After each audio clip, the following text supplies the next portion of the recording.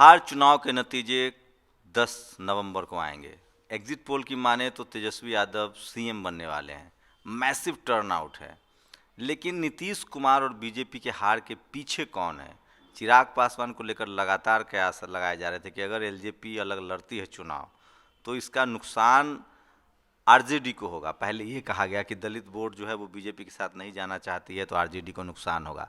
पाला उल्टा पड़ गया है। लोग अब कहने लगे हैं कि चिराग पासवान के चुनाव लड़ने की वजह से नीतीश कुमार और बीजेपी दोनों को नुकसान हो रहा है।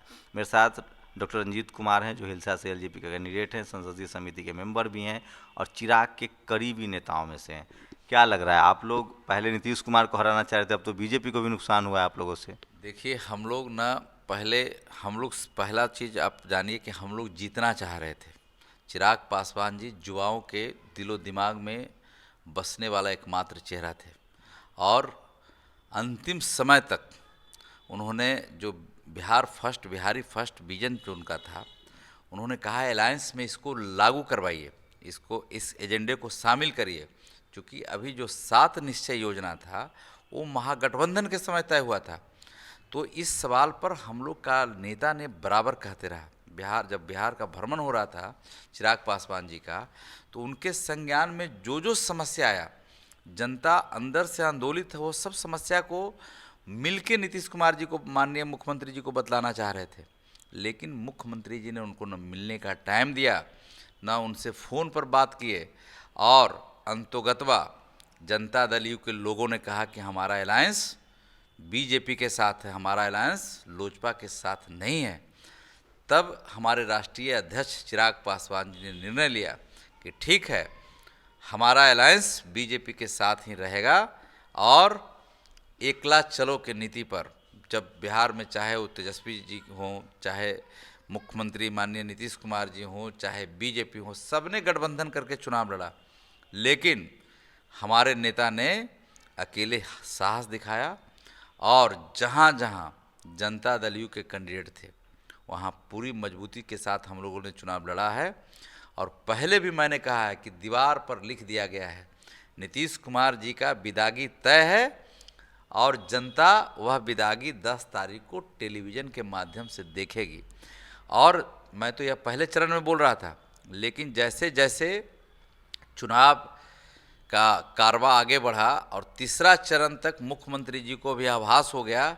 हम लोग पहले कहते थे कि आप राजनीतिक संन्यास ले लीजिए, अब उम्र हो गया है, इस उम्र में अब सोचिए टीचर का आप कहते हैं 62 साल में रिटायरमेंट लीजिए और आप कब तक मुख्यमंत्री रहिएगा।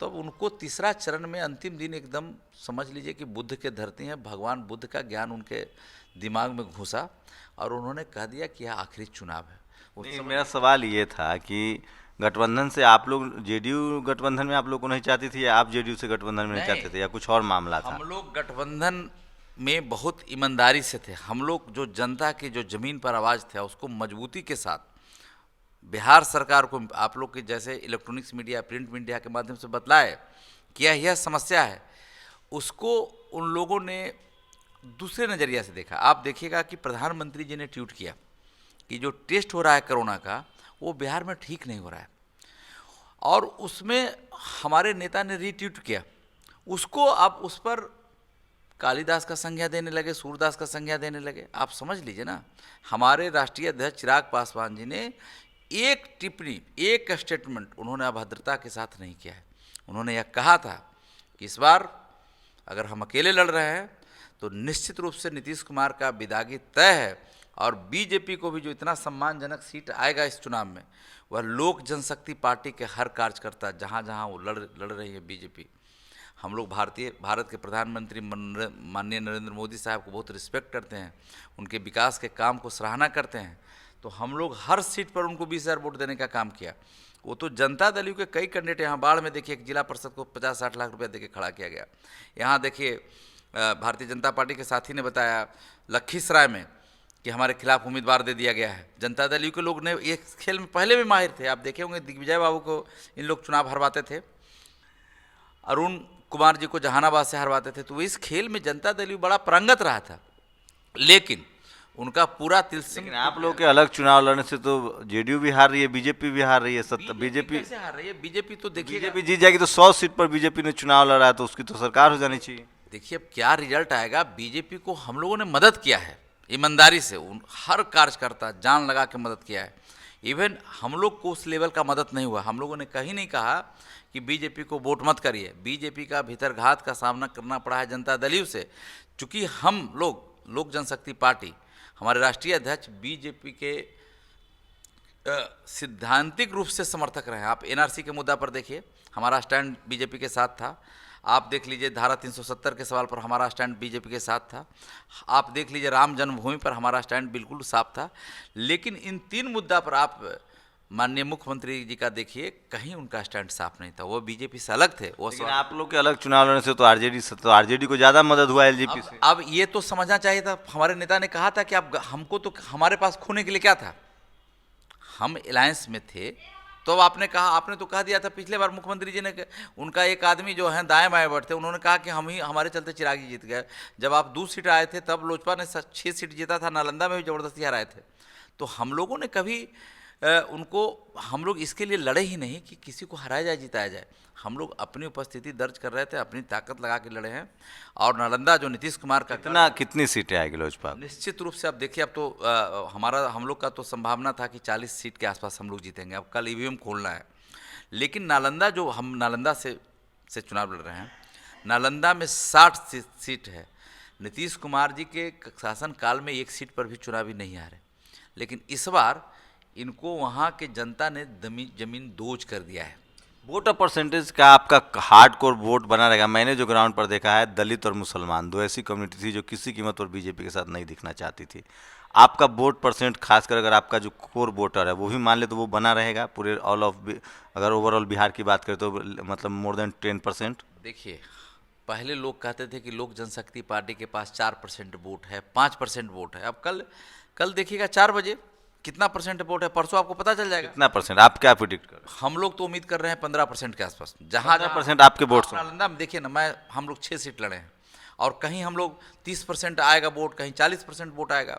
तो हमारा कहने का मतलब है कि अब ईवीएम खुल जाने दीजिए, 1 दिन का मौका है। जो लोग कहते थे 4% वोट, 5% वोट, उनको देखिएगा वो पीछे मुड़ मुड़ के उनको देखना पड़ेगा।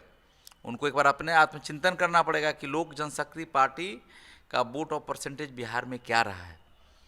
और हम लोग अगर पूरे सीट पर लड़ जाते, हमारे राष्ट्रीय अध्यक्ष, चूँकि हम लोग प्रधानमंत्री जी का बहुत सम्मान करते हैं, उनके विकास के कार्यों को सम्मान करते हैं, नहीं तो यहाँ तो जो आंधी था, आज भारतीय जनता पार्टी के देखिएगा बड़े नेता छेदीराम, अश्वनी चौबे जी का स्टेटमेंट है कि हमारा जो रिलायबल पार्टनर था उसके साथ हमको चुनाव लड़ना चाहिए था।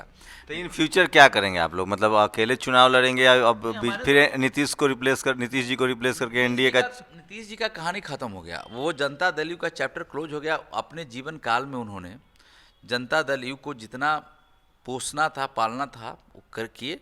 जितना उनको सत्ता भोगना था, अब जनता दल यू का वजूद इस चुनाव के बाद समाप्त हो जाना है, यह मान के आप चलिए।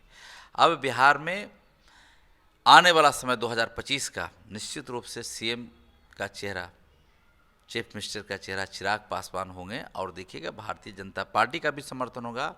तमाम जो एनडीए गठबंधन है वह आपको 2025 में, लोग तो कह रहे हैं कि आरजेडी से भी आप लोग की बात हो रही थी, आप लोग गठबंधन कर सकते।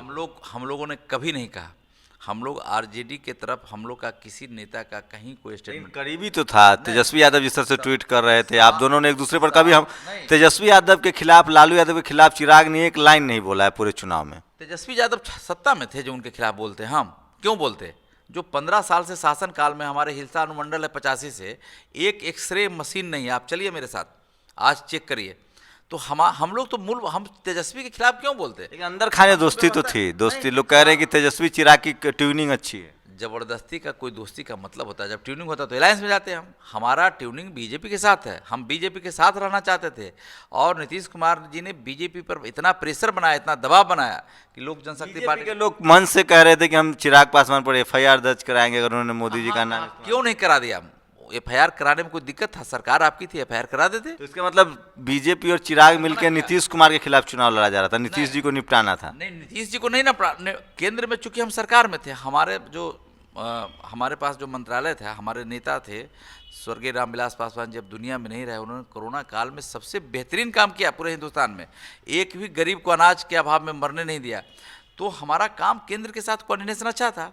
बिहार सरकार में हम सरकार में थे नहीं, मुख्यमंत्री जी मिलने के लिए टाइम नहीं दिए, उनसे कोई संवाद हमारा नहीं हो रहा था। तो उस परिस्थिति में हम क्या करते, हमारे राष्ट्रीय अध्यक्ष जी क्या करते, आपके माध्यम से, अखबार के माध्यम से उन्होंने सरकार को बतलाने का काम किया। लेकिन कभी कभी सत्ता का नशा इतना बड़ा होता है, उसका खुमारी इतनी बड़ी होती है कि आपको अगर कोई सही सलाह दे तब भी वह आपको लगेगा कि पूर्वाग्रह से ग्रसित होकर कह रहे हैं। लेकिन इस चुनाव में जनता ने बतला दिया कि चिराग पासवान जी मौसम वैज्ञानिक के पुत्र थे। इन्होंने जनता के मिजाज को समझ के बतलाने का काम किया था, और उस मिजाज को हम तो, हमारे जो रिलायबल पार्टनर हमारे भारतीय जनता पार्टी, तो वही नहीं समझ पाए। और नीतीश कुमार जी तो उनके आंख पर, मतलब बीजेपी से गलती हुई, आप पर भरोसा न करके नीतीश जी पर। हम लोग सिर्फ दोनों गठबंधन में जाते हैं, सरकार बनते ही आपको दिखाई देता, किसी तीसरे का जरूरत ही नहीं था। देखिए 10 तारीख को नतीजे आएंगे। अगर चुनाव जीतने का क्रेडिट लोग तेजस्वी यादव और आरजेडी को दे रहे हैं, तो चुनाव हराने का जो क्रेडिट है वो चिराग पासवान को मिलता दिख रहा है। आगे की राजनीति क्या होगी तो 10 के बाद पता चलेगा। लेकिन चिराग पासवान, एक लाइन है कि पहला चुनाव आप हारते हैं, दूसरा चुनाव हराते हैं और तीसरा चुनाव जीतते हैं। अगर चिराग पासवान की वजह से बीजेपी और नीतीश कुमार चुनाव हार जाते हैं तो उनकी अपनी जो पावर है, ताकत है, वो ज़रूर बढ़ेगी और बीजेपी मजबूर होगी चिराग पासवान को अपने साथ रखने के लिए। चुनाव राजनीति में जीतने के अलावा हराने वाले की भी बड़ी कद्र होती है। कैमरामैन तारा दत्त के साथ शंभू कुमार सिंह, नेशनल दस्तक, पटना, बिहार। नेशनल दस्तक की आपसे गुजारिश है कि अगर इसको बचाना चाहते हैं तो नेशनल दस्तक को सब्सक्राइब करने के लिए रेड कलर के सब्सक्राइब बटन को दबाएं।